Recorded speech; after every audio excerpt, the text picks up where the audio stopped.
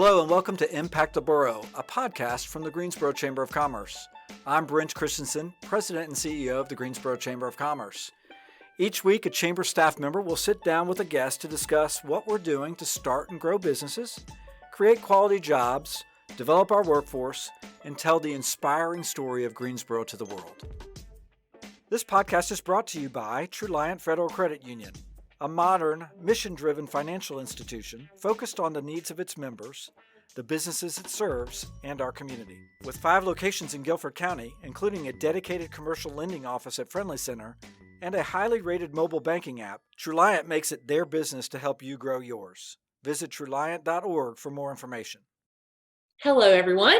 I am Holly West, the Marketing and Communications Manager here at the Chamber, and I am excited to be here today with Heather Adams from the Basics Guilford. We are going to be telling you 5 things you can do to help the children in our community succeed in school and in life. I'm particularly excited about this episode of the podcast because I used to be an education journalist, and I now serve on the board for Say Yes Guilford, which is an awesome scholarship organization here in the Triad. We here at the Chamber recognize that education is a key component in developing a strong workforce pipeline, and that starts with children as young as babies and toddlers, which is the focus of the Basics. So Heather, if you want to start out by telling us a little bit about yourself, and then we can dive right into what those 5 basics are.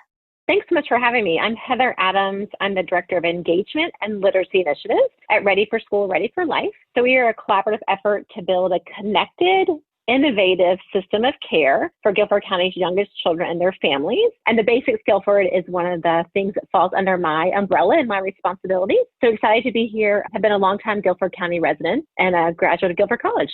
Awesome. So as I mentioned at the top of the show, there are 5 basics. So tell us a little about what those are. Absolutely. So the basics are really simple. There are 5 fun, free, easy things that any adult can do with a young child in their life to help better prepare them for school and for long-term success in their life as they grow up. They're specifically designed for children from birth to age 3, but they're things that any parent or caregiver can really do with older children too. So Guilford County is one of 40 communities across the world who is a basic community. So the basics were developed by Dr. Ron Ferguson and a group of scientists at Harvard University who've done extensive research into the achievement gap.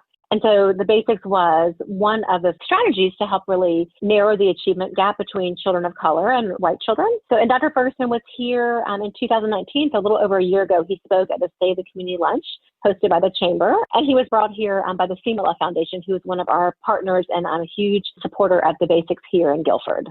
And do you want to just run through quickly what the 5 are? Absolutely. So the 5 are maximize love, manage stress.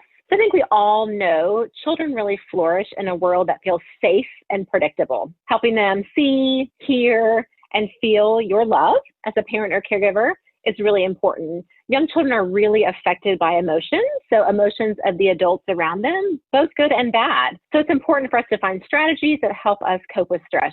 Of course, caring for ourselves really benefits the young children in our lives. So that's basic 1. The second basic is talk, sing, and point. So babies learn language from the moment they are born. I think many people know that, but they really are absorbing from the time they're born. They learn the sounds have meaning, and the process of how they learn really depends on how much people talk to them. So we always encourage lots of talking to little ones. Every time you talk, you sing, you point at something to show what you're talking about. That really helps a child provide the connection of what those words are and what that object is. So they begin to learn what things mean. And of course, no one has to be a professional singer to sing with children. I think we all know being silly and just singing silly children's songs can be fun. We also know that talking with toddlers, those older birth to 3 age, is really important. Answering their questions is a great way to teach them about the world around them. And we also know that, you learn lots of fascinating things from little children when you talk with them. So that's the second basic, talk, sing, and point. The third is count, group, and compare. We know that becoming good at math skills begins long before a child enters kindergarten. Even infants are wired to learn simple math ideas, including small numbers, patterns and making comparisons. There's fun, simple activities you can do at home. You can sort silverware, for example, spoons and forks and, dull knives, of course. You can sort those out of the dishwasher with your little one. You can sort plates from mugs. You can sort coins for children a little bit older. You can think about a lot of different things that maybe are in your home that you can easily make a sorting game out of, for example. And then you can talk about shapes, colors. You can count those items. So lots of simple things that you can do at home with your children. That was our third basic: count, group, and compare.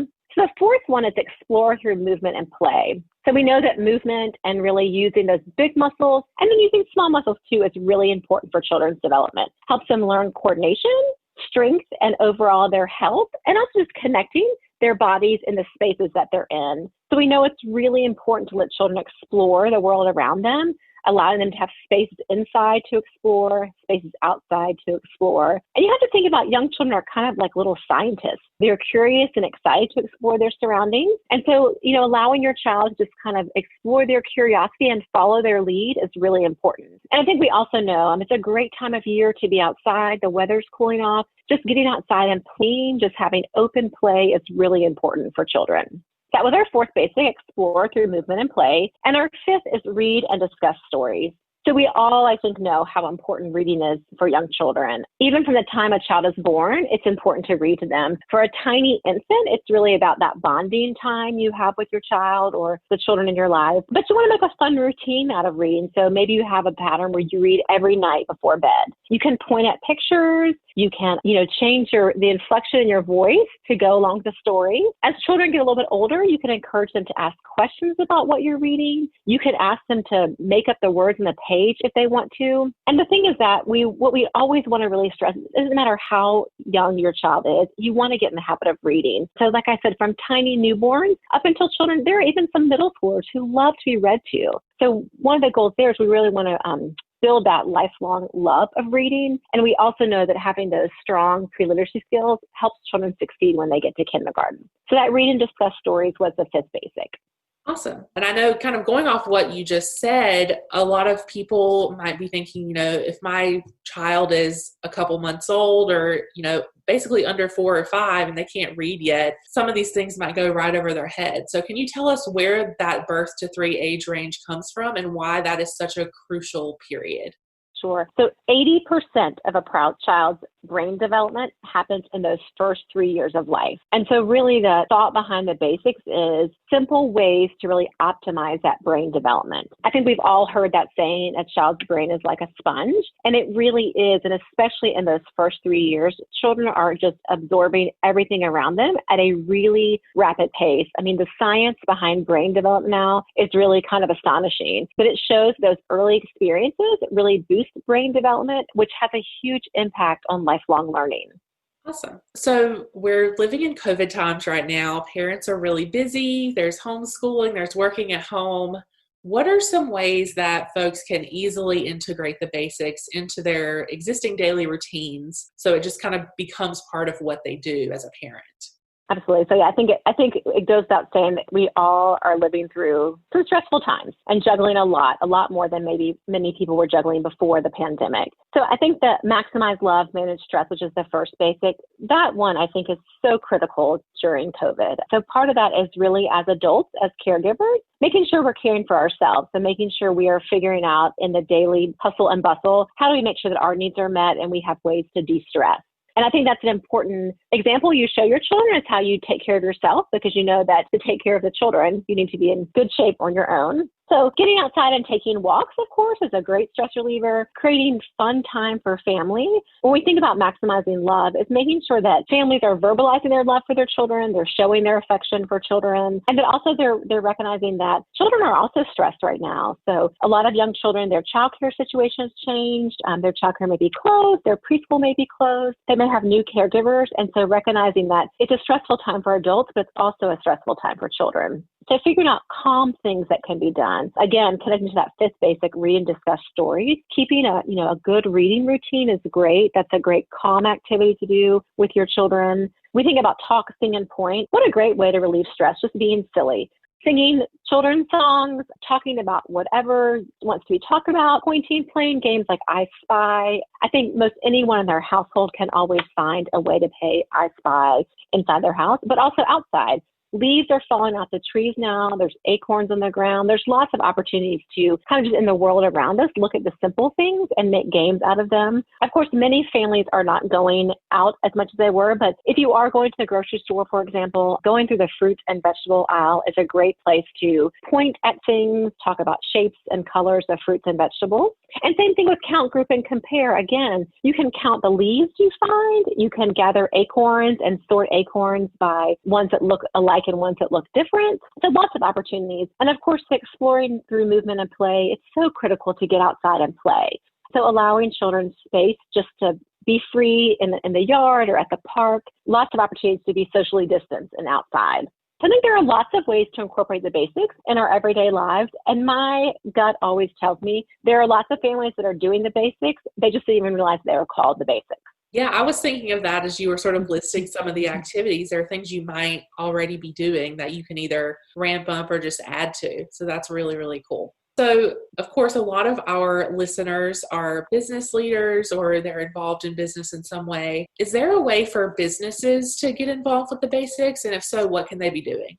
Absolutely. So I think when we think about the basics, we know that they're for parents or caregivers, but they're for anyone who has a young child or has young children in their lives. So just thinking about that many people wear many different hats. And so even if you're not a parent or a full-time caregiver, there may be young children that you interact with. So one, just sharing the basics with other people that you know is a great idea. There's always the basics website that folks can be referred to. And I think businesses can help us promote the basics. So one thing is for families who are preparing for maternity or paternity leave, there's some great information on the basics that has specific, focuses specifically on those families of newborns that can be shared through businesses. We have information that can be in break rooms and offices. There are videos that play from the website that can be shared, on a TV in a business space. I think one of the things that's important is that we know that optimizing the brain development of our youngest children, we're helping to develop our next generation of our workforce. And so those of us in the early childhood space really think a lot about the importance of economic development and the role that early childhood plays. But we have the brochures about maternity and paternity leave. We have other information we can always share with businesses to share with their employers. We would love to see more businesses share posts off Facebook and Instagram from the basics, as well as even sharing our website with their employees, because it is full of a lot of great resources. And it is guilfordbasics.org. Okay, great. And you mentioned putting things up in the workplace. Do you guys have posters or printables specific to that on your website? We do. So we have posters that are available that can hang in businesses that list the 5 basics and just the real simple things that can be done to help implement the basics. So those are great visuals. You're heating your lunch up in the microwave and the break room at work, and you can quickly read the basics poster.